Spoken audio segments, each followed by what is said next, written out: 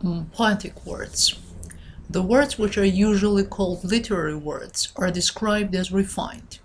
And the most interesting subdivision of learned words represented by the words is found in fiction.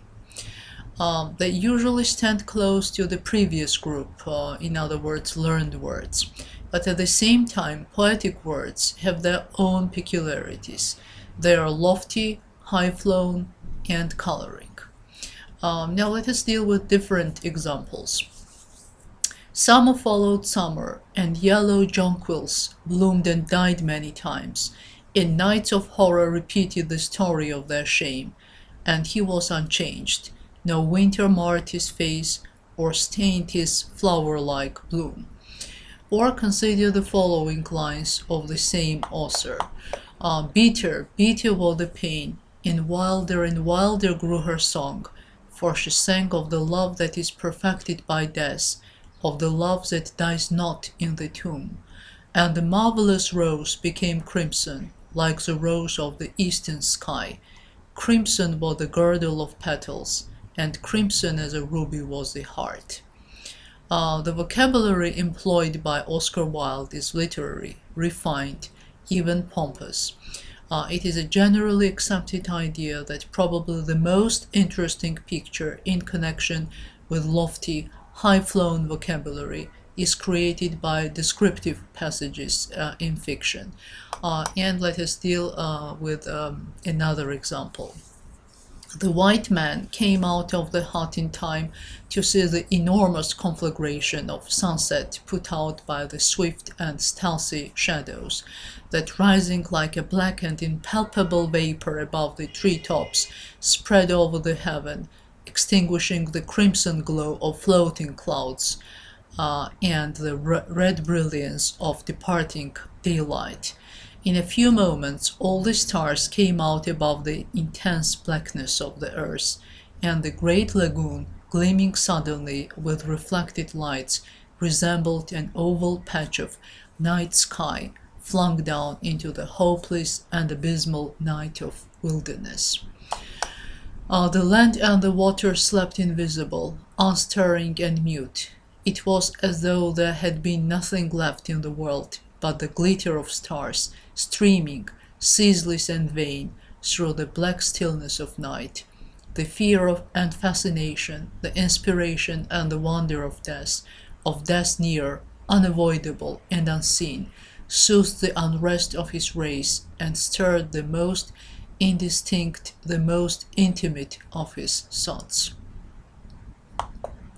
The ever-ready suspicion of evil, the gnawing suspicion that lurks in our hearts, flowed out into the stillness round him, into the stillness profound and dumb, and made it appear untrustworthy and infamous, like the placid and impenetrable mask of an unjustifiable violence. In that fleeting and powerful disturbance of his being, the earth unfolded in the starlight peace, became a shadowy country of inhuman strife, a battlefield of phantoms, terrible and charming, august and ignoble, struggling ardently for the possession of our helpless hearts, an unquiet and mysterious country of inextinguishable desires and fears. And now let us consider the following extract from O. Henry's The Cock and the Ass. Soapy's mind became cognizant of the fact that the time had come for him to resolve himself into a singular committee of ways and means to provide against the coming rigor, and therefore he moved uneasily on his bench. The hibernatorial ambitions of Soapy were not of the highest. In them there were no considerations of Mediterranean cruises or soporific southern skies drifting in the Vesuvian Bay. 3 months on the island was what his soul craved. 3 months of assured board and bed and congenial company, safe from Boreas and bluecoats, seemed to Soapy the essence of things desirable. For years the hospitable Blackwells had been his winter quarters. just as his more fortunate fellow New Yorkers had bought their tickets to Palm Beach and the Riviera each winter, and now the time was come. On the previous night, 3 Sabbath newspapers, distributed beneath his coat, about his ankles, and over his lap, had failed to repulse the cold as he slept on his bench near the spurting fountain in the ancient square. So the island loomed big and timely in Soapy's mind. He scorned the provisions made in the name of charity for the city's dependents. In Soapy's opinion, the law was more benign than philanthropy. There was an endless round of institutions, municipal and eleemosynary, on which he might set out and receive lodging and food accordant with a simple life. But to one of Soapy's proud spirit, the gifts of charity are encumbered.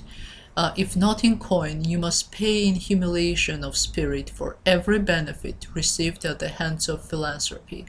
As Caesar had his Brutus, every bed of charity must have its toll of a bus, every loaf of bread its compensation of a private and personal inquisition. Wherefore it is better to be a guest of the law, which, though conducted by rules, does not meddle unduly with a gentleman's private affairs. O. Henry's writing style is usually described as flowery by critics. They note that he possesses one of the largest vocabularies among his contemporary writers. From the passage above, we can notice that he describes events in a colorful, pompous style and employs inflated circumlocution.